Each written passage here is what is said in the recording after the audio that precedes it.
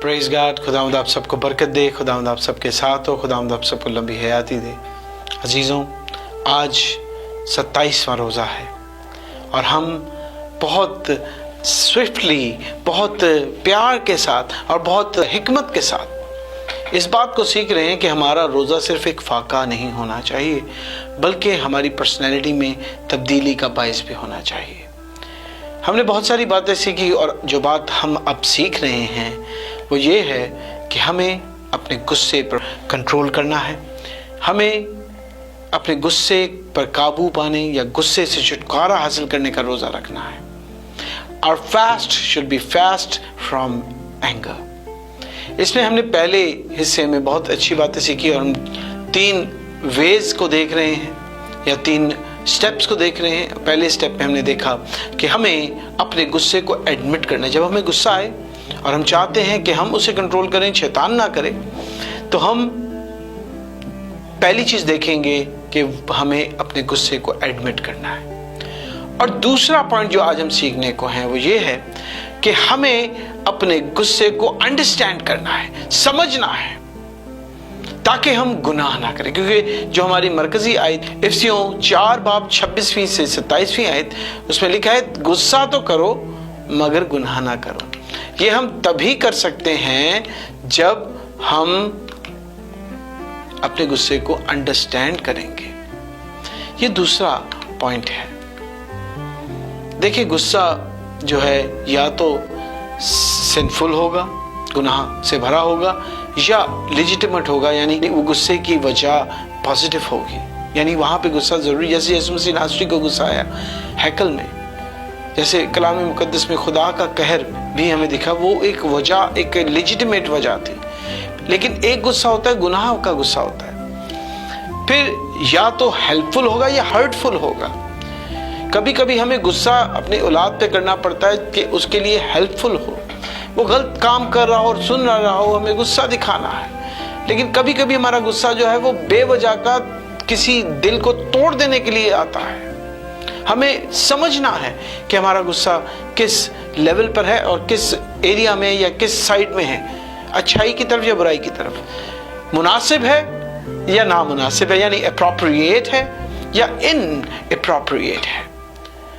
हमें अपने गुस्से को समझना है ताकि हम जाने कि कहीं हम इस गुस्से की बिना पर गुनाह तो नहीं करते। क्योंकि हकीम शख्स जब मुंह खोलता है तो वो नरम जवाब देता है, लेकिन बेवकूफ शख्स जल्दी में बोलता और कहर और गुस्से में जल्दबाजी करता है। सो हमें अपने गुस्से को टेम्पर करने के लिए, अपने गुस्से को टेम करने के लिए हमें उसे समझना जरूरी है। जान लें कि गुस्सा कोई वजह नहीं है, बल्कि एक असर है, हमारे इमोशंस का इजहार है। ये कोई वजह नहीं है, कॉज नहीं है, बल्कि इफेक्ट है।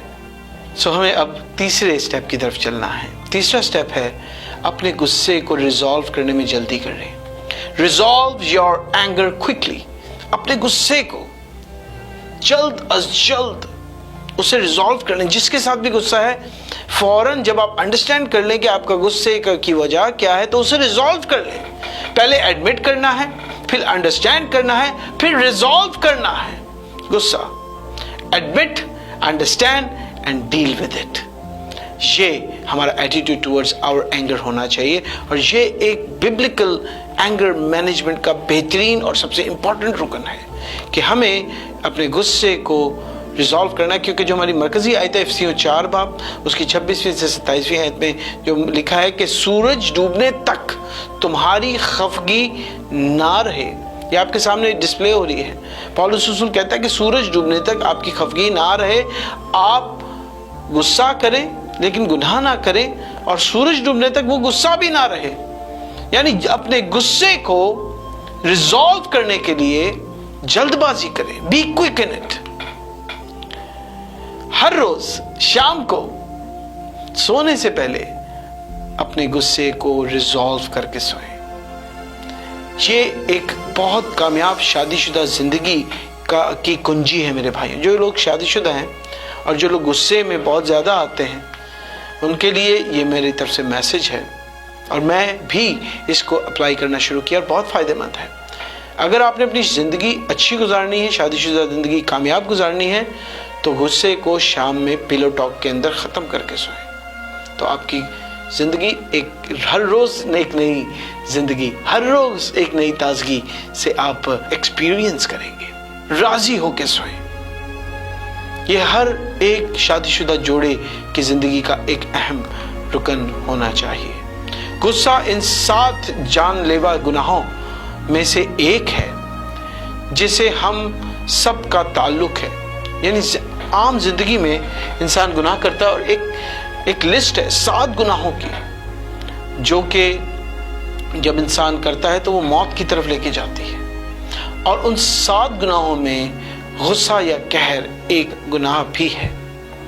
اگر ہم گہرے رشتے، دلوں میں سکون اور رب کی خوشی کا تجربہ کرنا چاہتے ہیں تو ہمیں یہ سیکھنا ضرور ہے کہ ہم اپنے غصے کو ریزالو کریں۔ بہت کم لوگ ہیں جو دنیا میں کرتے ہیں، اور وہ اپنے غصے کو پالتے ہیں تو وہ غصہ بدلے کی بھاونا میں، بدلے کی آگ میں تبدیل ہوتا ہے، اور پھر ہم اس بدلے کی آگ کو بجھانے کے لیے بہت ساری جانوں کو تباہ کر دیتے ہیں۔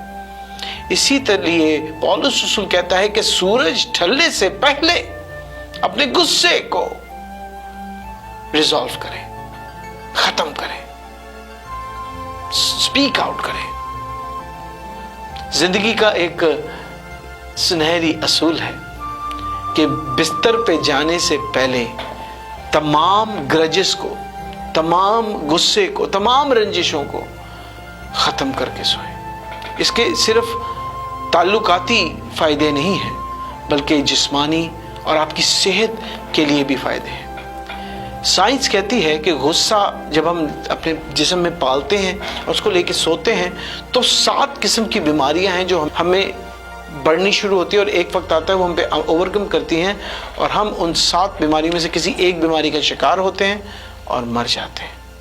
یعنی غصہ ہمیں بیمار کرتا ہے اور پھر مار بھی دیتا ہے۔ It's a slow poison.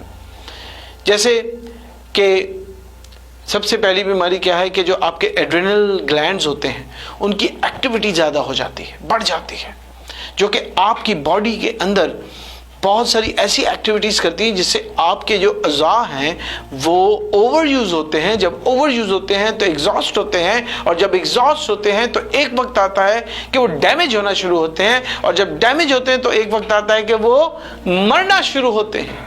چاہے وہ آپ کا دماغ ہو، چاہے آپ کا دل ہو، کڈنیز ہو، لیور ہو، یا کوئی بھی ایسا آرگن ہو جو زندگی چلانے کے لیے ضروری ہے۔ دوسری بیماری جو زیادہ غصہ کرنے یا غصہ پالنے یا غصے کے ساتھ سونے سے ہو سکتی ہے کہ اس میں جب آپ کو غصہ آتا ہے تو آپ کا باڈی ٹیمپریچر بڑھتا ہے، اور آپ سب جانتے ہیں جب باڈی ٹیمپریچر بڑھتا ہے تو باڈی رسپانس کرتی ہے، انرجی ویسٹ ہوتی ہے انسان کی، اور بہت ساری اور چیزیں جو ہیں، ایمرجنسی سسٹم جو باڈی کا، الارمنگ سسٹم جو باڈی کا وہ افیکٹ ہوتا ہے۔ پھر بلڈ شوگر انکریز ہوتا ہے۔ In order to increase the energy level in the body میں انرجی لیول بڑھانے کے لیے جب ہم غصہ کرتے ہیں باڈی کے اندر شوگر کی تعداد بڑھتی ہے، اور شوگر کا آپ سب کو پتہ ہے خود ایک سلو پوائزن ہے، ہمیں موت کی طرف لے کے جاتا ہے۔ چوتھی، ہارٹ ریٹ، یہ لکھی ہوئی آ رہی چیزیں آپ کے سامنے، ہارٹ ریٹ بڑھتا ہے، دل پر بہت زیادہ افیکٹ ہوتا ہے، اور اگر بہت زیادہ غصہ ہو تو اور بھی زیادہ پلپٹیشن ہوتی ہے، اور جب پلپٹیشن زیادہ ہو تو پانی اس کی جھلی میں بڑھنا شروع ہو جاتا ہے تاکہ ہارٹ کو سپورٹ کریں، اور پھر ایک وقت ہوتا ہے کہ ہارٹ افیکٹ ہونا شروع ہوتا ہے اور ڈیمیج ہوتا ہے، اور ڈیمیج ہو کے وہ ایک دن ختم ہو جاتا ہے۔